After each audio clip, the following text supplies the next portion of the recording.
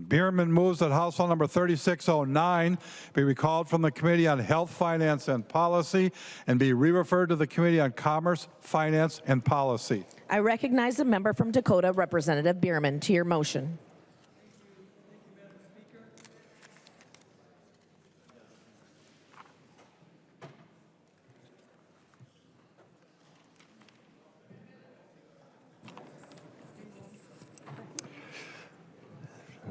Is there a mute button up there still? No. All right,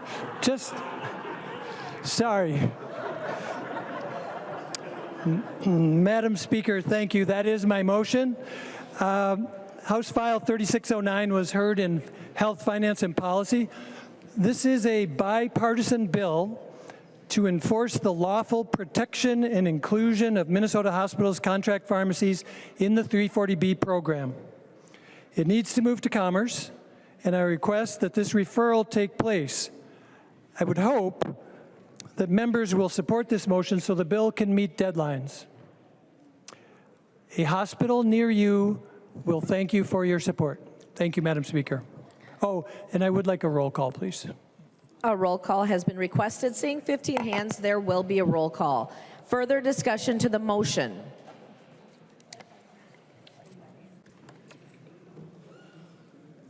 Seeing no further, I recognize a member from Olmsted, Representative Liebling. Thank you, Madam Speaker, and I rise to support the motion. I just would like people to be sure to focus and understand what this bill is doing and why it is so important to support the motion. This is a bill that continues allowing our hospitals to get the full benefit of the 340B program. Now, the 340B program, as many of you know, maybe you don't know, it's kind of a complicated deal. It's a federal program, but the bottom line is that right now, it is supporting the well-being and actually keeping alive some of our hospitals in our system that are taking advantage of this. So just to be super clear and to make this very simple, this is on the one hand hospitals in the state and other healthcare providers versus big pharma. So if you vote yes to refer this bill, you are voting to support hospitals. If you vote no, you are voting to support big pharma. Now this program, this 340B program, it isn't perfect. It could use some reform, but the reform that we need is not voting down this bill. We need to go forward with this bill to make sure that hospitals can still benefit from this program. And we know right now that a lot of our hospitals and a lot of our healthcare providers are in pretty dire straits. So it's pretty important to all of our constituents that in the meantime, while we try to figure out if there are other tweaks we can do to this, and it is a federal program, not a state program, there might be other things we can do, but right now it's pretty important that we keep this going and allow the hospitals to have the benefit of being able to stay afloat with the help of this program. So please support the motion. Thank you. I recognize the member from Traverse, Representative Backer. Yeah, members, I would ask a no vote.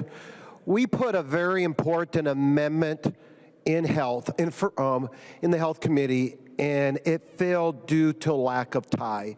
It would have made some really good changes in the bill, and also, so we want to help hospitals. So that, we had a representative just saying, if you vote for this, you're supporting hospitals. If you vote no, you're supporting big pharma. That's so far from the truth.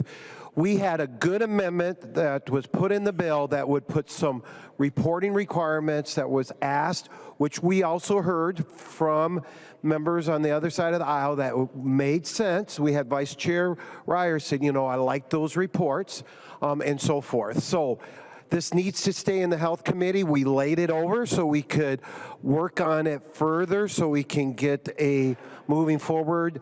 And also, it does change only the sunset, which we do have another year, but I hope we can get this working. It belongs in the Health Committee until we can get this amendment that was added or those rules changes to get the right reporting so we can see what's going on with the hospitals and so forth. So members, I would ask for a no vote.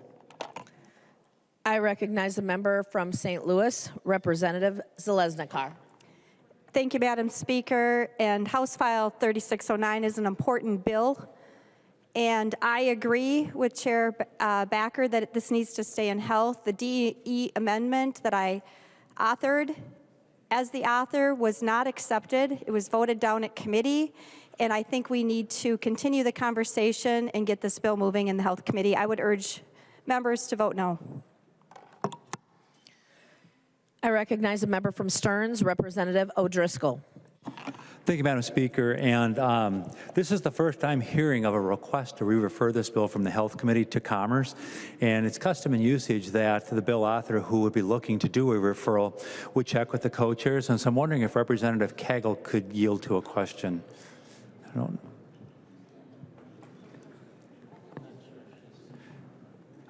I don't happen to see her on the floor, and I was just wondering if Representative Bierman had spoken with her. Well, I'll just ask Representative Bierman the question then. Has he spoken to the other co-chair? Because I have not had an opportunity to discuss this matter with Representative Bierman. Representative Bierman will yield to a question.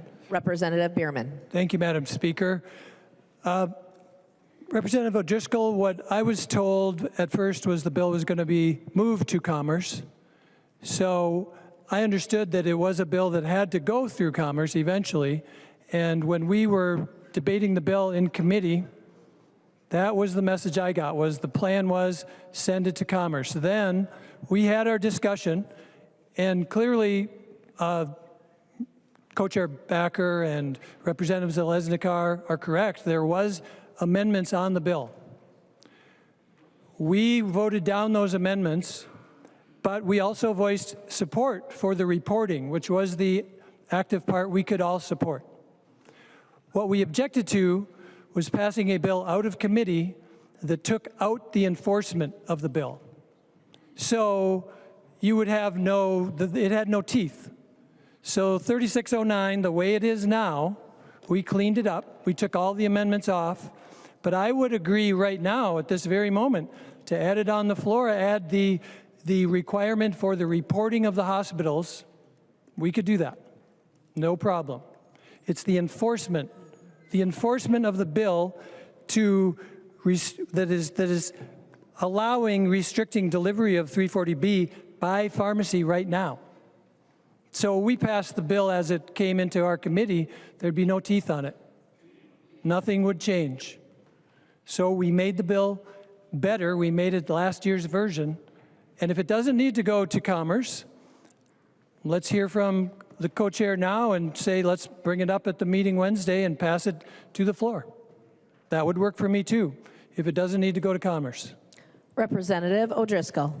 Well, thank you, Madam Chair. And Representative Bierman, my question was very simple. Did you or did you not talk to the co-chairs? And you gave me a long dissertation about the history of the bill. I was wondering if Representative Backer could yield to a question. Representative Backer will yield to a question. Representative O'Driscoll. Thank you, Madam Speaker. And Representative Backer, have you voted on this bill yet? Representative Backer. Yes, we did that last Wednesday, and it did not prevail due to a tie. Representative O'Driscoll. Thank you. Madam Speaker, point of parliamentary inquiry, please. State your point of parliamentary inquiry. Is it within the rules of the House and in custom and use to, when a bill doesn't pass in the committee under the environment that we are right now, that we will just go to the House floor and move it from one committee to another because we didn't like the vote on something to try to keep a bill alive?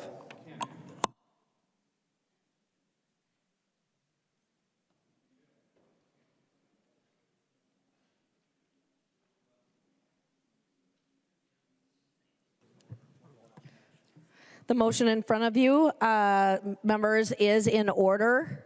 We will be taking a vote on the motion. Representative O'Driscoll. Well, thank you, Madam Speaker. This would be the first time, I think, in my legislative career of 16 years that we would have taken a bill out of committee that hasn't passed, that was voted down, and move it to another committee because someone wants to move it because it happens to be their bill.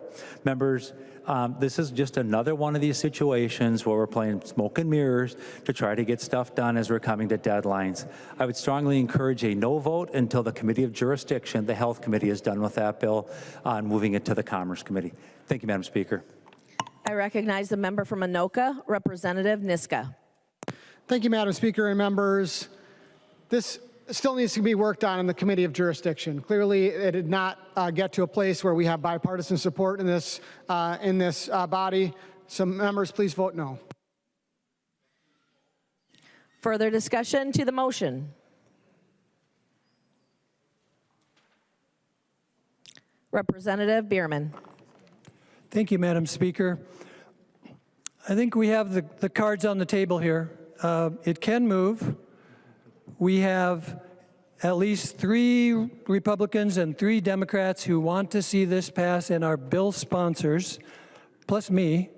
And if it's in this good shape that it's in now, 3609, the original with the enforcement, this is the way to go. So, members, again, just to reiterate, a green vote is for your hospitals, a red vote is for pharma. Thank you, Madam Speaker. The clerk will take the roll on the motion.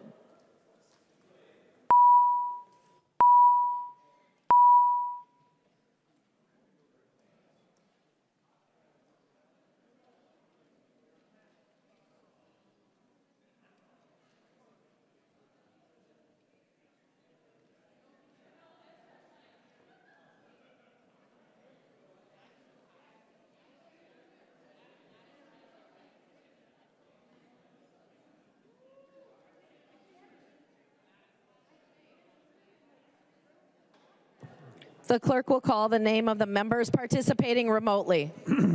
Anderson, P.E.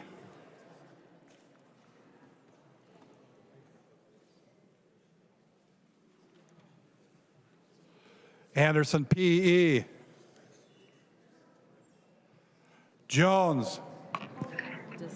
Jones, aye. Jones votes aye. Momonty Hiltsley. Momani Hiltsley, yes. Momonty Hiltsley votes aye. Rarig. Rarick votes no.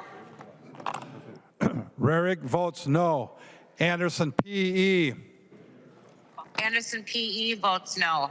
Anderson, P.E. votes no. The clerk will close the roll.